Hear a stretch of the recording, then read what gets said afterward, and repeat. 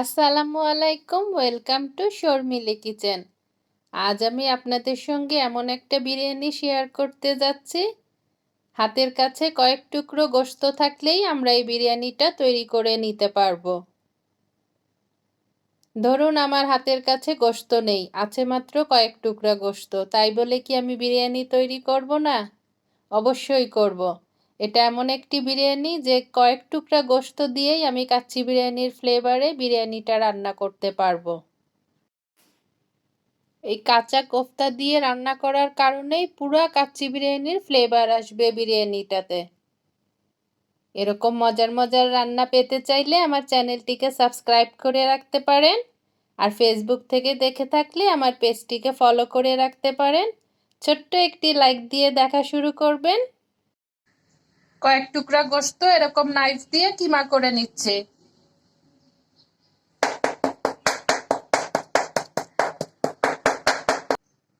কিমাগুলা আমি একটি পাত্রে নিয়ে নিয়েছি, একদম মিহি কিমা করে নিয়েছে। দিয়ে দিচ্ছি একটি ডিম,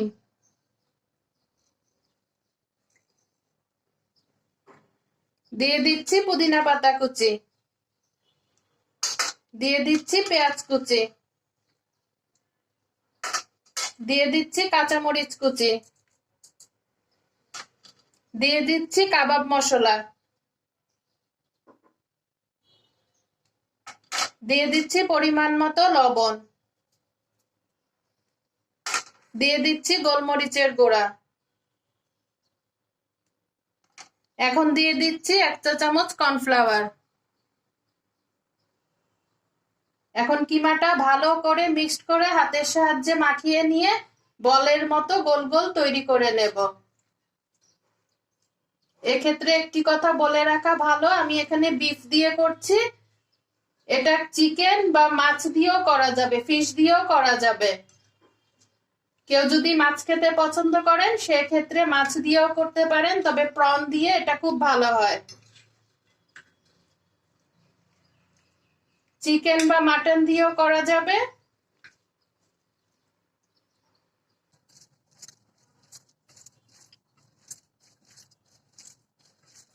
এ পর্যায়ে এসে দিয়ে দিচ্ছি আদা কুচি।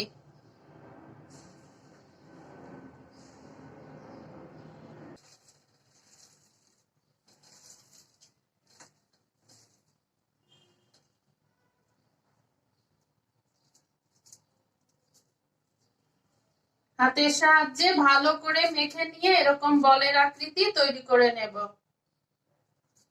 যে যেই শেপের পছন্দ করি এমন তৈরি করে নেব। ফিরে আসলাম কোপ্তাগুলো বানিয়ে নিয়ে, বা মিটবল গুলো বানিয়ে নিয়ে। অনেকগুলো হয়েছে, আমি চুলায় করে নিচ্ছি পেঁয়াজের বেরেস্তা। সুন্দর একটা কালার চলে এসছে, দিয়ে দিচ্ছি এখন এলাচি, দারচিনি, লং, গোলমরিচ। আমি এলাচির মুখ ফাটিয়ে নিয়েছি।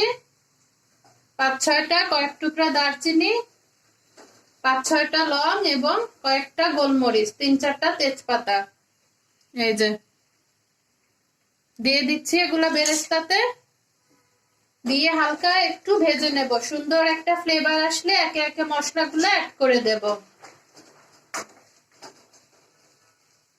এর চেয়ে বেশি আমি পেঁয়াজটা আর ভাজবো না। এখন দিয়ে দেব কাবাবের মশলা বা বিরিয়ানি মশলা। পুড়ে যাতে না যায় দিয়ে দিচ্ছি সামান্য একটু পানি, তাহলে মশলাটা পুড়বে না।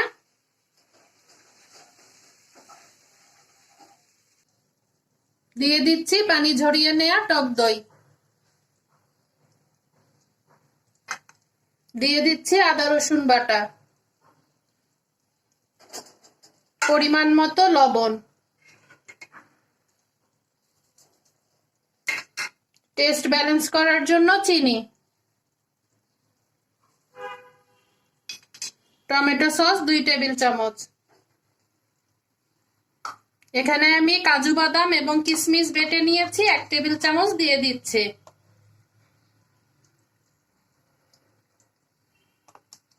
এখন আমি মশলাটা ভালো করে কষিয়ে নেব।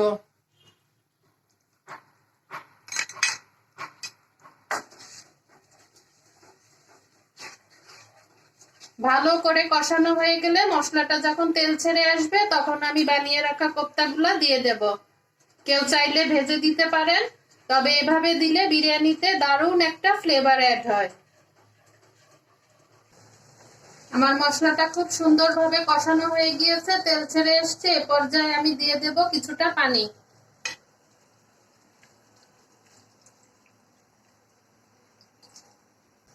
পানিটা আমার ভালোভাবে ফুটে গিয়েছে, এখন দিয়ে দিচ্ছি বানিয়ে রাখা এই বলগুলা। মিট বল বা কোফতা যে যেটাই বলি না কেন, দিয়েই আমি নাড়া দেব না, তাহলে ভেঙে যাবে। এটা দিয়ে আমি ঢেকে রেখে দেব, তাহলে এগুলো সুন্দরভাবে ফর্মে চলে আসবে।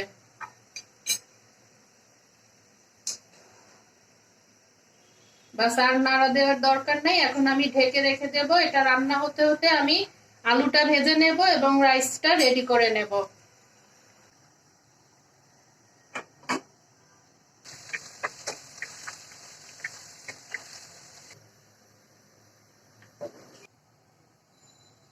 ফিরে আসলাম 25 মিনিট পর।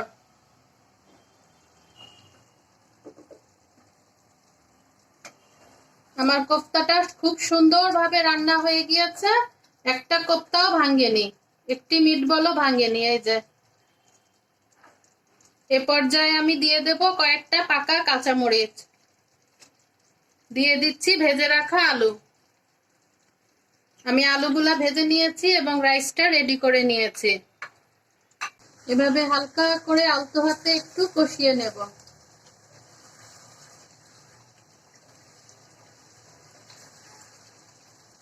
কষিয়ে কোফতাগুলো তুলে নিচ্ছে। এ পর্যায়ে আমি লেয়ারিং করে নেব।